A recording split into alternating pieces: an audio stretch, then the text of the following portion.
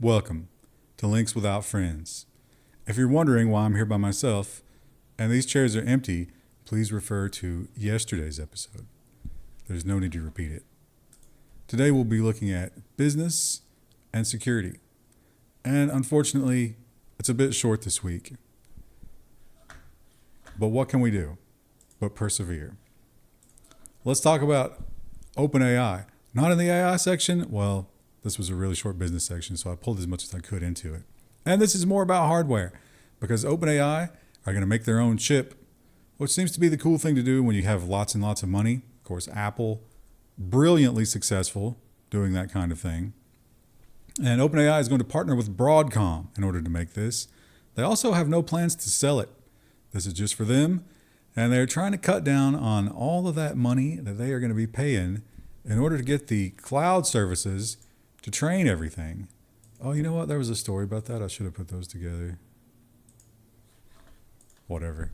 This week, anything goes. There's no rules. We just do whatever we want. But you know who doesn't get to do whatever they want? In fact, probably some of the most surveilled people in the world, up there I would say with the Uyghurs in China, are the Amazon drivers. And it's going to get worse because they're going to get a new toy that they will probably be required to wear, and that is these AR glasses. I don't know if it's these particular ones, but it's going to be like them. And so Amazon is working on their own version of AR glasses for the consumer, and it seems they're going to test them out on the drivers. The driver versions are going to be big and bulky and definitely going to be the test bed. They're going to have one lens video. I don't know about driving with a video in one eye. And obviously, they're going to record everything. They're going to have augmented reality that supposedly directs you to the proper house and helps you in your delivery day. So, seems like an intermittent step between you and a robot taking over. You're probably training your replacement with first-person view. I wonder if we'll get little videos of our package being delivered as proof of delivery. And pour one out for sodium-ion batteries. We were promised that sodium are not quite as good in terms of power delivery, but they are high capacity and they are safe. Kind of big, but they don't burst into flame, and that's a big thing. Unfortunately, one of the companies that was spearheading this, they have stopped doing everything. They had planned to build this big place in North Carolina. They had another one, which was in Michigan. And they also had the headquarters in California. Those are all just done overnight. Shut it all down. They had 90 corporate employees. It's all over. They spent too much, and they couldn't get funding, and they're done. I think a Chinese company, though, is doing some good work there. So more manufacturing not in America, huh? That's not what Trump wanted. He's going to be upset. And here's something that we've been seeing too much of. And how do you defend against it? We've learned that some people are using robots, obviously, AI boats and subs and stuff like that. But it keeps happening. And that is the cable cuts. This one in the Middle East, which means that the Azure cloud, which everybody was depending on, which is mostly in the US and Europe, was disrupted terribly. Very slow. I mean, Microsoft stuff is already pretty slow. I can't imagine how bad that was. Not sure how it happened, but it's probably going to be a lot to fix. And unfortunately, Nintendo had a couple of big wins this week. And one was really, really disgusting. That will be in the software section, I believe, unless I sorted it here. But this one is unfortunate because the consumer doing what they want with the computers that they buy takes another hit. And because this fella wasn't very smart, he represented himself in court. And his arguments really weren't about the topic at all. It was about their ability to sue him and the constitutionality of it all. And the court didn't see it his way. So he's going to pay $2 million. He's also lifetime ban from accessing any object that could dump ROMs or bypass any kind of the word escapes me. DRM, any kind of DRM checking, which is interesting. It's a very specific ban. So rip that guy. And schools are fighting the cell phones. It's interesting that we still call them cell phones when we're now in the smartphone world, but there's a lot of sirens. You guys are probably hearing that, right? We've seen France and a couple of other Euro countries. Wow, those sirens are persistent. Anyway, we've seen them ban them outright. I think Korea makes some rules. They might have banned them. In the U.S., they are taking a different approach, and this is something we've seen at a lot of concerts, and Dave Chappelle famously did it at one of his stand-up shows, and that is the pouch. So a bunch of schools are now going for the pouch. You are assigned a pouch as a student. There you go. And it is magnetically locked and unlocked by some devices that are mounted at the doors of the school. So you come in, first thing in the morning, you pouch your phone, you lock it, and then when you're leaving for the day, you unlock it. I got to think that it eventually there's going to be a crisis at one of these schools, and no one's going to be able to call the cops, and that's going to be a lawsuit. I do think this will be good, though, in terms of motivating students to learn, because I bet a lot of these students are now learning about magnets where they would not have otherwise. Some of the students seem to like it, although they might have cherry-picked those students. And AI. The AI, we're in the earnings season, and we're getting a lot of reports from these companies. And it's interesting because they're projecting unfettered growth for AI, doubling every year, basically. They're not worried about, the whole energy thing and the water thing. They say, no, this cloud is going to keep growing every year. And one company in particular, Oracle, made, I think, a 25% move in one day, which made Larry Ellison $100 billion. Right now, he and Elon Musk are back and forth richest man in the world that we know of. I think that a chart here. No. CNBC did not include the chart, but yeah, they're basically predicting to double every year, which seems like reality might beat that. But for now, it doesn't matter because we're in a mania. We're in a bubble. And it's interesting because that bubble is AI and nothing but AI. And in the wake of that bubble, everything else is getting worse. And definitely one of those things that we can all see is the web.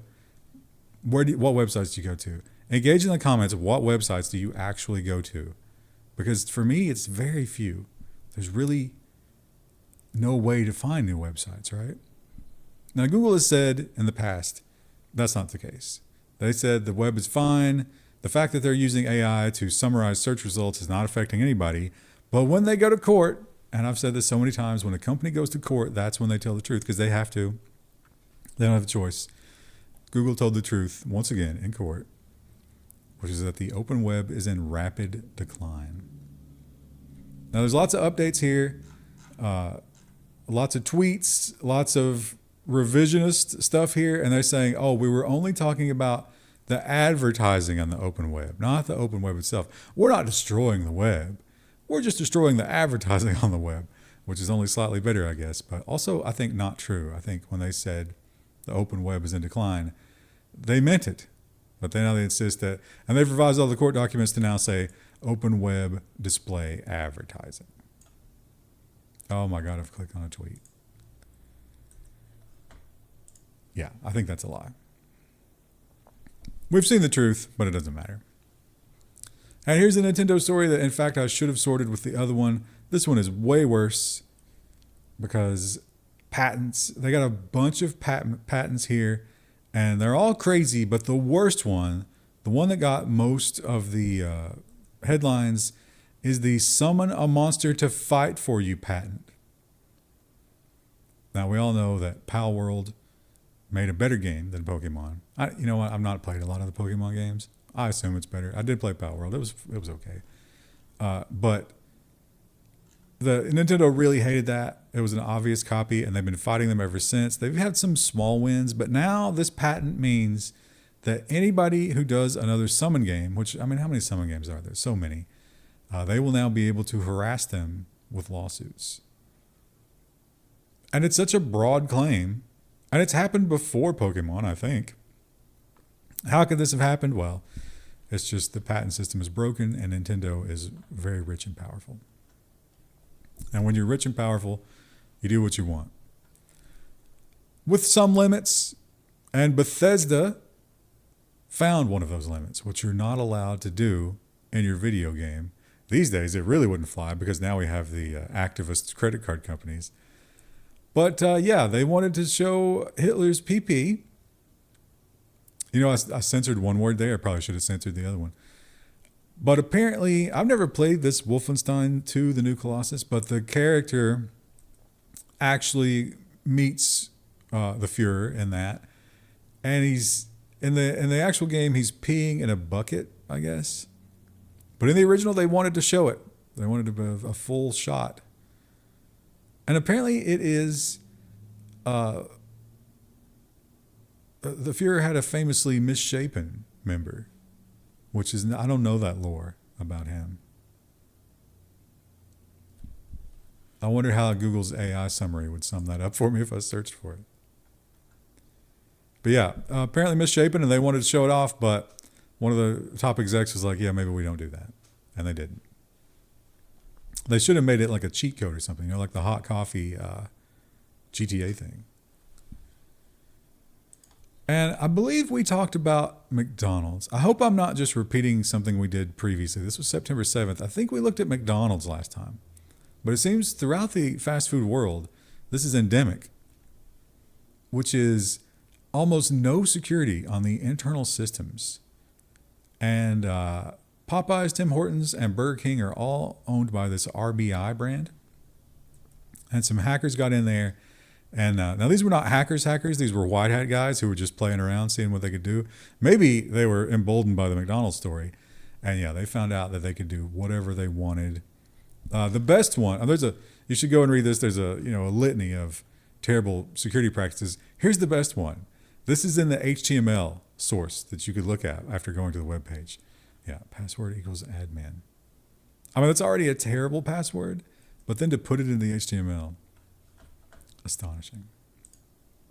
Sometimes I wonder, because I've worked on projects like this, and not for names that big, but for some fairly big names. And we worried about stuff like that. But clearly, the people getting the most money aren't worrying about it at all.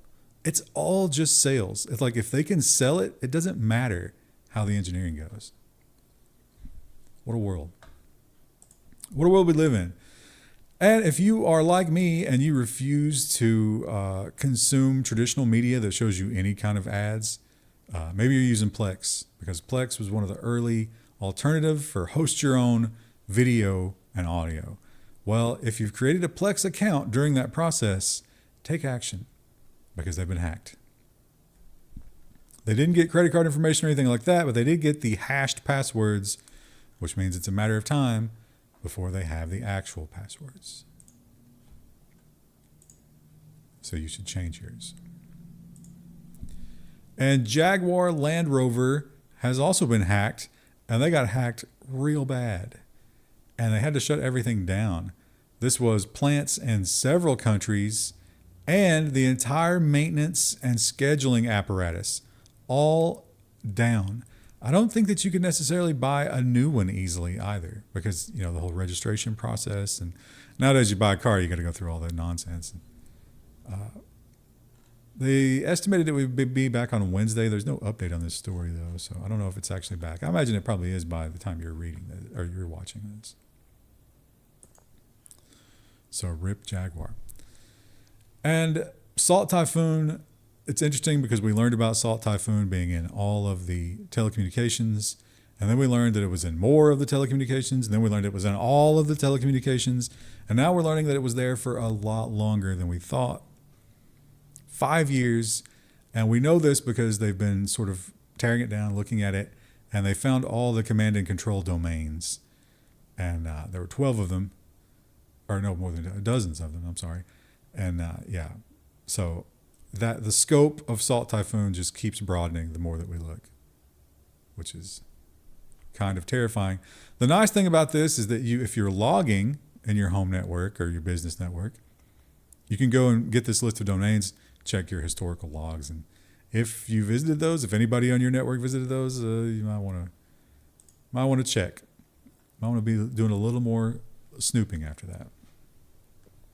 And the surveillance state is not just the state; it is also any sort of institution that relies on the state for funding or is otherwise controlled by them, which more and more, again, the tech bro meeting, more and more that line is blurred. And the colleges are definitely on that list. And UC Berkeley has turned over the personal information of 150 students. Why? Anti-Semitism, or at least accusations of it. So obviously this is campus protests. They don't like a particular war that's going on, and they voice that, and the government says, we need to know who these people are. Which is weird because I don't think that's illegal. I mean, it might be now, but it certainly shouldn't be. That's just kind of an opinion, right? And voicing that opinion means you're now an enemy of the state. Yikes. Certainly makes you an enemy to the algorithm, I'll tell you that. Enemy to the algorithm. That'd be a cool t-shirt, wouldn't it? Engagement below, would you buy an enemy of the algorithm t-shirt? This one was a little bit shorter. I knew that. I warned you about this. Don't say I didn't warn you. But Friday should be much more girthy, as we have like 40 total stories. Although some of them are nonsense, and you don't take a long time talking about those. But whatever. Come back to it. Or, once again, if you've had enough, come back Tuesday. We'll get Krista's trip stories. It'll be fantastic. See you then.